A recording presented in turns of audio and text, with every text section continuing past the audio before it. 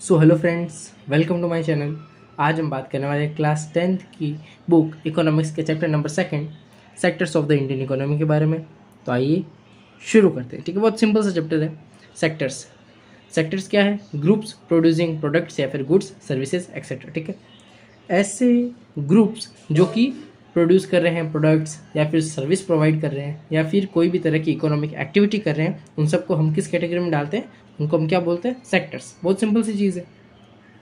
अब जो हम सेक्टर पढ़ रहे हैं, प्राइमरी, सेकेंडरी, टर्शियरी, इनको इकोनॉमिक एक्टिविटीज़ के आधार पर बांटा गया है। ठीक है, first of all primary known as agriculture sector. इसको एग्रीकल्चर सेक्टर के नाम से भी जाना जाता है। क्यों जाना जाता है? इसकी अगली लाइन में आंसर है, produce good by exploiting natural resources. ये जो गुड्स प्रोड्यूस किए जाते हैं इनके द्वारा, वो कहाँ से? नेचुरल रिसोर्स को एक्सप्लोइट करके, यानी इनके इस्तेमाल से ही प्रोडक्ट बनाए जाते हैं। ठीक है, जैसे कि एग्जांपल में agriculture, fishing, dairy, forestry etcetera. मान लो अगर कोई खेती कर रहा है तो वो किस में आएगा? प्राइमरी सेक्टर में आएगा। कोई फिशिंग है, मत्स्य पालन, मछलियाँ वगैरह कर रहा है तो वो भी प्राइमरी सेक्टर में आएगा। कोई दूध बेच रहा है, डेयरी है, वो भी प्राइमरी सेक्टर में आएगा। ठीक है, ये सब। नेक्स्ट आता है secondary sector, known as industrial manufacturing sector. ठीक है, ऐसा सेक्टर जिसके अंदर प्राइमरी से जो गुड्स आए हैं, जो प्रोडक्ट्स आए हैं, उनको और डेवलप्ड करके, उनको और उनमें कोई चेंज लाके, बदलाव लाके आगे मैन्युफैक्चर करके बेच दिया जाता है। ठीक है, known as industrial manufacturing sector. इनको इंडस्ट्रियल या फिर मैन्युफैक्चरिंग सेक्टर के नाम से भी जाना जाता है। Natural products are change into other forms और मैन्युफैक्चरिंग के जो नेचुरल प्रोडक्ट्स थे, जैसे मैंने अभी बताया था, उन्हीं प्राइमरी गुड्स को या प्रोडक्ट्स को चेंज किया जाता है दूसरी फॉर्म में और उनको मैन्युफैक्चर किया जाता है। एग्जाम्पल है cotton fibre industry, bricks industry, sugar etcetera. ठीक है, शुगर मिल इंडस्ट्री। ठीक है, कहने का मतलब ये, कॉटन क्या है? अगर कॉटन देखोगे तो वो प्राइमरी सेक्टर के अंदर आता है, वो एग्रीकल्चर के द्वारा बनाया जाता है। ठीक है, कॉटन उगाई जाती है। अब जो कॉटन है वो है तो क्या? एक नेचुरल, ठीक है तो नेचुरल प्रोडक्ट, पर इसको मैन्युफैक्चर करके इससे जो कपड़े वगैरह बनाए जा रहे हैं या फिर जो फाइबर्स बनाए जा रहे हैं, तंतु बनाए जा रहे हैं, रेशा बनाया जा रहा है, धागा बनाया जा रहा है, ठीक है, ये सब किसके अंदर आ जाता है? सेकेंडरी सेक्टर के अंदर। नेक्स्ट आती है टर्शियरी सेक्टर। ठीक है, अब इन दोनों सेक्टर को जो सर्विस प्रोवाइड कर रहा है वही क्या है? Tertiary sector. ऐसा सेक्टर जो सर्विस प्रोवाइड करे उसको हम क्या बोलते हैं? Tertiary sector. लिखा हुआ है नोन एज सर्विस सेक्टर। ठीक है, दैट हेल्प और give services to primary and secondary sector. ये दो जो ऊपर वाले सेक्टर्स है, प्राइमरी और सेकेंडरी, इनको हेल्प करता है, सर्विस प्रोवाइड करता है, जैसे ट्रांसपोर्ट की, स्टोरेज की, कम्युनिकेशन की, बैंकिंग की एक्सेट्रा। ठीक है, अगर आप तीनों सेक्टर्स को देखोगे तो ये तीनों एक दूसरे के बगैर अधूरे हैं, पूरे नहीं हो सकते। तीनों एक दूसरे से इंटरकनेक्टेड है। मान लीजिए अगर आपका खेत है, ठीक है, आपके पास आपने गेहूं उगा रखे हैं, ठीक है, तो अगर वो गेहूं, ऐसे तो है नहीं कि अपना फैक्ट्री में चले जाएंगे, अगर आपको बेचने तो ऐसा नहीं है ना कि वो अपना फैक्ट्री में या फिर इंडस्ट्री में चले जाएंगे। उन्हें ले जाने के लिए हमें क्या चाहिए होगा? हमें ट्रांसपोर्ट सिस्टम चाहिए होगा, जो कि किसके अंदर आता है? टर्शियरी सेक्टर के अंदर। अगर टर्शियरी सेक्टर प्राइमरी सेक्टर की मदद ना करे तो गेहूँ वहाँ नहीं पहुँचेंगे। कहाँ पर? सेकेंडरी सेक्टर के अंदर। और अगर मान लीजिए अगर प्राइमरी सेक्टर ही ना हो, अगर गेहूं ही ना होते तो टर्शियरी सेक्टर ले जाता क्या? ट्रांसपोर्ट किस चीज़ का करता? यानी वो भी अधूरा होता। और मान लीजिए अगर सेकेंडरी सेक्टर यानी मैन्युफैक्चरिंग सेक्टर ही नहीं होता तो टर्शियरी सेक्टर और प्राइमरी सेक्टर का काम ही क्या होता? मतलब तीनों सेक्टर एक दूसरे पर आत्मनिर्भर करते हैं, तीनों एक दूसरे पर डिपेंडेंट होते हैं। बहुत सिंपल थी।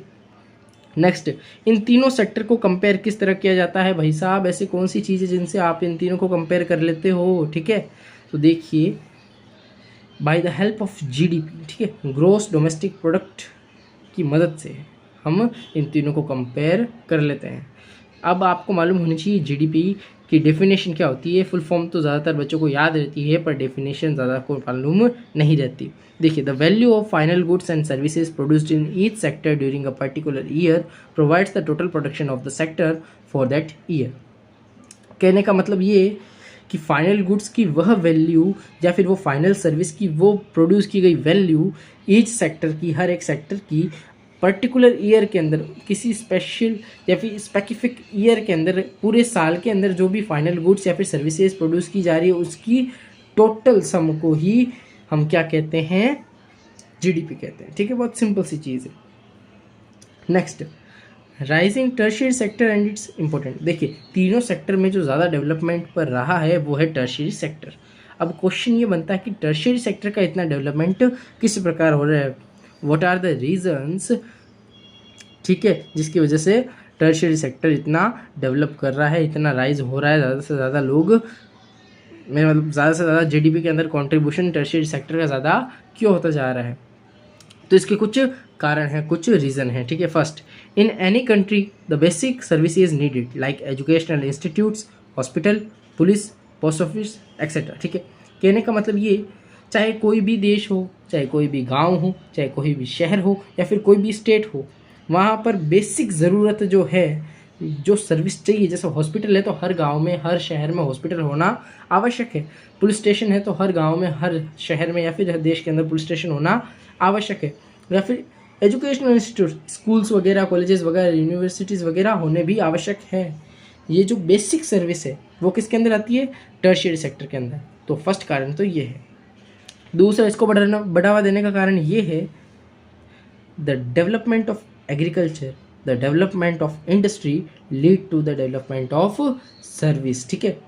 जब प्राइमरी सेक्टर का डेवलपमेंट होगा, जब सेकेंडरी सेक्टर का डेवलपमेंट होगा, तो टर्शियरी सेक्टर का डेवलपमेंट अपने आप हो जाएगा। जैसे एग्जांपल दूं, मान लीजिए पहले आपके 2 ट्रक भर के टमाटर होते थे, ठीक है, एग्रीकल्चर सेक्टर की बात कर रहा हूँ, 2 ट्रक भर के टमाटर होते थे और वही 2 ट्रक इंडस्ट्री में जाते थे और फिर उन्हीं से जो बॉटल बनती थी केचप्स की या टोमेटो सॉस की, वो आगे मार्केट जाती थी। तो इनमें ट्रांसपोर्ट की तो मदद लगती ही थी। पर मान लीजिए अब आपके 4 ट्रक या फिर 400 ट्रक टमाटर हो रहे हैं, तो उनमें ट्रक्स की संख्या भी तो बढ़ रही है। जैसे आपके टमाटर का बिजनेस बढ़ रहा है, उसी प्रकार जैसे प्राइमरी सेक्टर का इनकम बढ़ रहा है, उस प्रकार ट्रांसपोर्ट सिस्टम यानी कि जो टर्शियरी सेक्टर है उसकी भी इनकम बढ़ रही है, ठीक है। बहुत सिंपल। नेक्स्ट, एक और कारण क्या है, if income level rise people demanding more services. अब जैसे जैसे लोगों की इनकम बढ़ेगी तो लोग और से और ज़्यादा सर्विसेज मांगेंगे, क्योंकि लोगों की आकांक्षा कभी ख़त्म नहीं होती, ज़्यादा से ज़्यादा चाहिए, ठीक है। जैसे ईटिंग आउट, बाहर खाना, ज़्यादा पैसे आने लगे तो चलो बाहर खाते हैं, प्राइवेट हॉस्पिटल में दिखा के लाते हैं, ठीक है, कोई बीमार है तो प्राइवेट हॉस्पिटल में जाएंगे, प्रोफेशनल ट्रेनिंग्स वगैरह, ठीक है। नेक्स्ट, एक और कारण ये है, some services were essential and important, ठीक है। कुछ सर्विस ऐसी है जो कि आज के ज़माने में बहुत ज़रूरी है, बहुत ही ज़्यादा इम्पोर्टेंट है, ठीक है। एग्जांपल दे रखा है आईटी, ठीक है, इंफॉर्मेशन टेक्नोलॉजी, कम्युनिकेशन है, टेक्नोलॉजी है, इंटरनेट है, डिजिटल सेवाएं हैं, इन सब की आजकल बहुत ज़्यादा इम्पोर्टेंस हो चुकी है, इसलिए ये तो ज़रूरी हो चुकी है। देखिए वापस सुन लीजिए, टर्शियरी सेक्टर किस प्रकार बढ़ा। फर्स्ट कारण क्या था कि बेसिक सर्विसेज चाहिए होती है किसी भी देश के लिए, ठीक है। सेकंड क्या था, अगर प्राइमरी और सेकेंडरी का डेवलपमेंट होगा तो टर्शियरी का अपने आप हो जाएगा। तीसरा कारण ये था कि अगर लोगों के इनकम लेवल बढ़ेंगे, अगर लोग ज़्यादा से ज़्यादा पैसे कमाने लगेंगे तो उनकी महत्वाकांक्षाएं बढ़ने लगेगी और वो बाहर खाना खाने या फिर प्राइवेट हॉस्पिटल में जाने जैसे इस्तेमाल करने के लिए और सर्विसेज मांगेंगे। और चौथा कारण था, कुछ ऐसी इंपॉर्टेंट सर्विसेज होती है जो कि आजकल के ज़माने में नई नई उभर रही है और जो कि टर्शियरी सेक्टर के अंदर आती है, ठीक है। बहुत सिंपल। नेक्स्ट,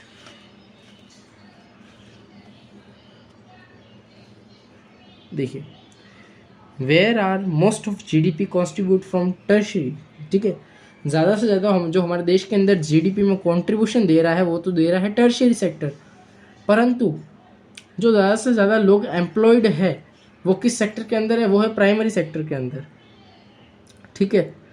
तो कहने का मतलब ये कि ज़रूरत से ज़्यादा लोग इंक्लूड है किसके अंदर, प्राइमरी सेक्टर के अंदर, जबकि उसका इतना जीडीपी में कंट्रीब्यूशन नहीं है, ठीक है। तो there are more extra people in agriculture than necessary, जितनों की ज़रूरत है उससे कई ज़्यादा है, ठीक है। कंडीशन क्या हुई इसके कारण, underemployment is hidden in contrast to someone who does not have a job and clearly visible as unemployed, it is called disguised unemployment. यहीं से आपके लिए एक टॉपिक उठ के आया है।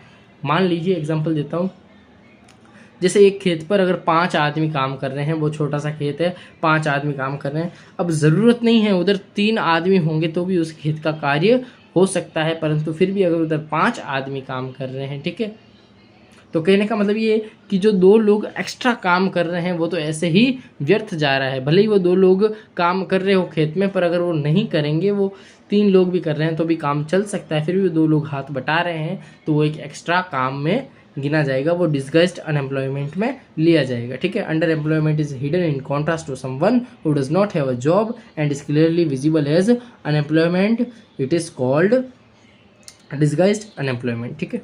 नेक्स्ट आता है how to create more employment, ठीक है। किस प्रकार ज़्यादा से ज़्यादा एम्प्लॉयमेंट बढ़ाया जा सकता है, ठीक है। तो made law right to work, ठीक है, सरकार के द्वारा राइट टू वर्क का लॉ पास किया गया था। इसके द्वारा Mahatma Gandhi national rural employment guarantee act 2005 के अंदर लॉन्च किया गया था, जिसको हम नरेगा के नाम से भी जानते हैं। इसके अलावा मान लीजिए अगर कहीं पे जो किसान हैं गाँवों के अंदर लोग खेती कर रहे हैं तो उनको स्टोरेज के लिए, फूड स्टोरेज के लिए कोल्ड स्टोरेज दे दी जाए, ठीक है। ऐसे जगह बना के दे दी जाए जहाँ पर वो और रह सके। और अगर वहाँ पर फैक्ट्रीज खुला दोगे तो किसानों को और कमाई होने को मिलेगी, ठीक है। और अगर इनसे कमाई हो रही है तो ट्रांसपोर्टेशन सिस्टम भी अच्छा होना चाहिए, और ट्रांसपोर्टेशन सिस्टम अच्छा करना है तो वहाँ पर रोड बनाई जाएगी तो बहुत ज़्यादा लोगों को एम्प्लॉयमेंट मिल जाएगा। और बाद में जब उधर रोड से ही ट्रांसपोर्टेशन का सिस्टम चलाया जाएगा और ज़्यादा से ज़्यादा ट्रक्स की या फिर जो बड़ी बड़ी गाड़ियों की आवश्यकता होगी तो इस प्रकार और भी लोगों को एम्प्लॉयमेंट मिल पाएगा, ठीक है।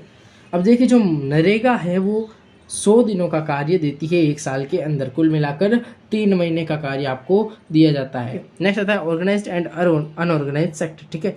बेस्ड ऑन एम्प्लॉयमेंट कंडीशन, ठीक है। एम्प्लॉयमेंट की कंडीशन पर बेस्ड 2 और सेक्टर हैं, ऑर्गेनाइज्ड और अनऑर्गेनाइज्ड। फर्स्ट ऑफ ऑल हम बात करते हैं ऑर्गेनाइज्ड सेक्टर के बारे में।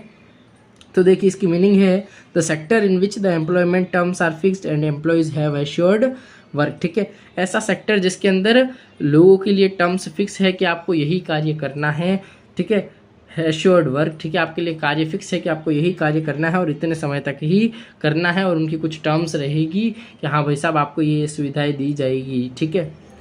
और जो कि गवर्न किया जाता है किसके द्वारा, एक्ट लाइक फैक्ट्रीज एक्ट, इन पर एक्ट लगे होते हैं, bonus act, minimum wages act, ठीक है, कि इनसे कम तो आप इनको पैसा दे ही नहीं सकते। अगर मान लो अगर लीव्स चाहिए, छुट्टियाँ चाहिए, ठीक है, मेडिकल्स वगैरह की, तो वो छुट्टी भी दी जाएगी पर इनको उस टाइम भी पैसे दिए जाएंगे, ठीक है। बोनस एक्ट, बोनस मिलना चाहिए। फैक्ट्रीज एक्ट मतलब वर्कर्स पर कोई भी ज़्यादा कार्यभार ना सौंपा जाए, उनसे ओवर काम नहीं कराया जाए, जितना खा गए उतने से ज़्यादा ना कराया जाए। गवर्नमेंट रूल्स स्ट्रिक्टली फॉलोड किए जाते हैं, और इनकी जो इनकम होती है वो मंथली सैलरी दी जाती है, ठीक है। और जॉब सिक्योरिटी भी होती है। वर्किंग आवर्स फिक्स्ड किए जाते हैं, अगर ओवर टाइम काम कर रहा है तो उसको और ज़्यादा पैसे दिए जाएंगे। कुल मिलाकर पैसा ही पैसा छापा जा रहा है। नेक्स्ट है अनऑर्गेनाइज सेक्टर के बारे में। देखिए अनऑर्गेनाइज सेक्टर की मीनिंग है comprises of small scale enterprise और units and are not registered with the government, जो कि गवर्नमेंट के द्वारा रजिस्टर्ड किए गए ना हो, ठीक है। स्मॉल स्केल मतलब छोटी मोटी कंपनियां या फिर एंटरप्राइजेज हो। अब ये किसके द्वारा गवर्न किए जाते हैं, तो इनको गवर्नमेंट नहीं चलाती और नहीं इन पर कोई एनी एक्ट लगे होते हैं, ठीक है। गवर्नमेंट रूल्स भी इनके अंदर मान्य नहीं होते हैं।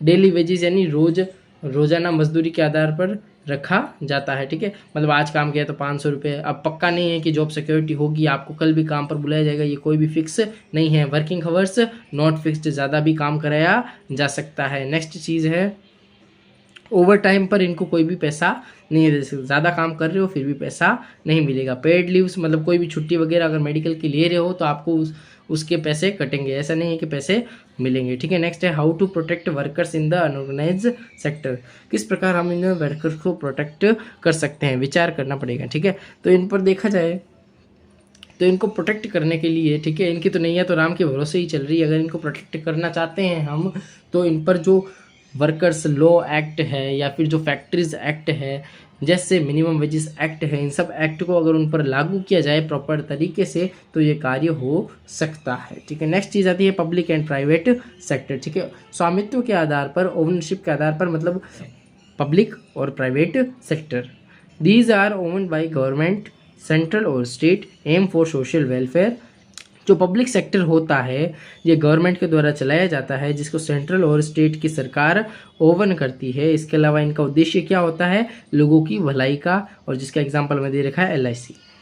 नेक्स्ट है प्राइवेट सेक्टर, ठीक है। प्राइवेट सेक्टर के अंदर क्या होता है, जो कि इंडिविजुअल या फिर ग्रुप ऑफ इंडिविजुअल के द्वारा चलाया जाता है, जिसमें गवर्नमेंट का कोई हाथ नहीं होता है, जिसका मकसद केवल और केवल प्रॉफिट कमाना होता है, ठीक है। एग्जाम्पल दे रखा है रिलायंस, ठीक है।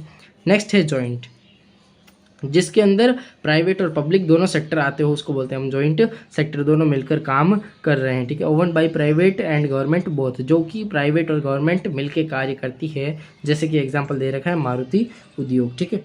तो इसी के साथ आपका ये सिंपल सा चैप्टर होता है।